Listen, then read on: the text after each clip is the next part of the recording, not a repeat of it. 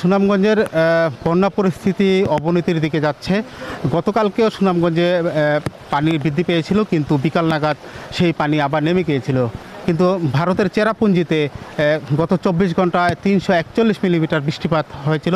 সেই বৃষ্টির পানি পাহাড়ি ঢলের সাথে সুনামগঞ্জের সুরমা নদী হয়ে সুনামগঞ্জের বিভিন্ন উপজেলার দিকে প্লাবিত হচ্ছে বিভিন্ন উপজেলা। আর সুনামগঞ্জ শহর প্রায় সবকটি আবাসিক এলাকায় এই মুহূর্তে পানিতে নিমজ্জিত আছে। তো আপনাদেরকে একটু দেখাই, আমি এখন দাঁড়িয়ে আছি সুনামগঞ্জ পৌর শহরের উকিলপাড়া আবাসিক এলাকায়। এই এলাকায় কিন্তু এখন মানুষ অনেকটাই একেবারে দুর্বিষহ জীবনযাপন করছে। এই সড়কে আমরা দেখেছি নৌকা দিয়ে মানুষ চলাচল করছে।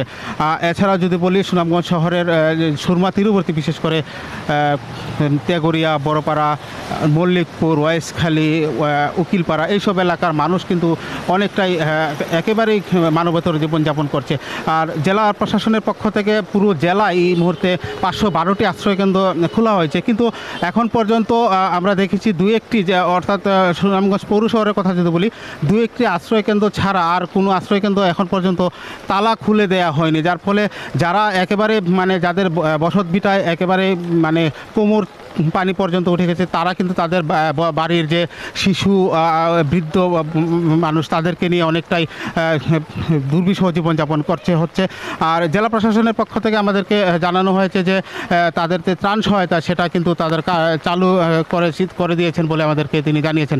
তো আপনারা নিশ্চয়ই দেখতে পাচ্ছেন সড়কের মধ্যে এখন নৌকা চলাচল করছে। নৌকা দিয়েই মানুষ বিভিন্ন গন্তব্যে যাচ্ছে, এবং যাদের বাসাবাড়িতে পানি উঠে গেছে তারা একটু উঁচু স্থানে, অর্থাৎ নিরাপদ আশ্রয়ে যাওয়ার চেষ্টা করছে। তাদের যে এই সুনামগঞ্জের যে বিস্তীর্ণ হাওর এলাকার কথা যদি বলি, সুনামগঞ্জ শহরের যে বর্তমানে পরিস্থিতি আপনাদেরকে যদি একটু বলি, সুনামগঞ্জের ছাতক, দুয়ারা বাজার এবং বিশাম্বরপুর, তাহিরপুর, এই 4 উপজেলায় এখন সবচেয়ে বেশি মানুষ সবচেয়ে বেশি আক্রান্ত হয়েছে, বন্যা আক্রান্ত হয়েছে। যার ফলে তারা কিন্তু সবাই এখন একটু নিরাপদ, একটু উঁচু জায়গায় যাওয়ার জন্য আপ্রাণ চেষ্টা করছেন।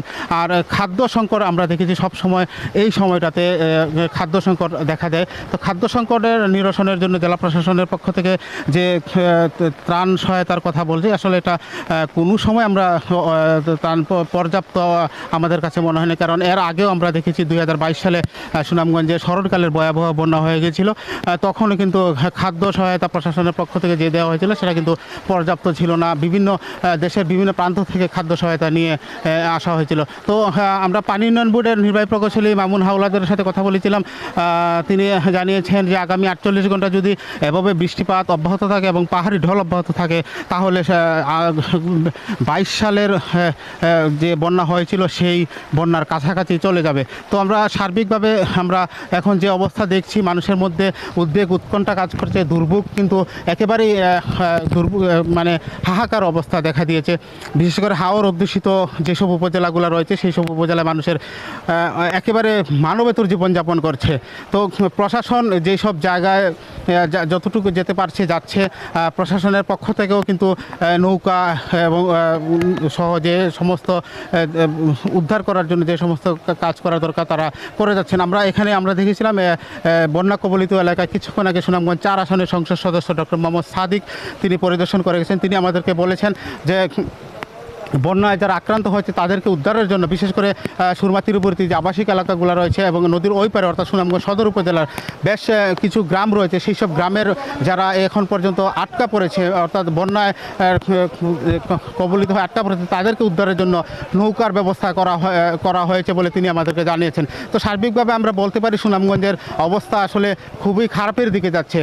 পানি যেভাবে বৃদ্ধি পাচ্ছে, পুরো শহর কিছুক্ষণের মধ্যে হয়তো বা প্লাবিত হয়ে যাবে। সুনামগঞ্জ থেকেই ছিল আমার কাছে বন্যা পরিস্থিতির সর্বশেষ খবর।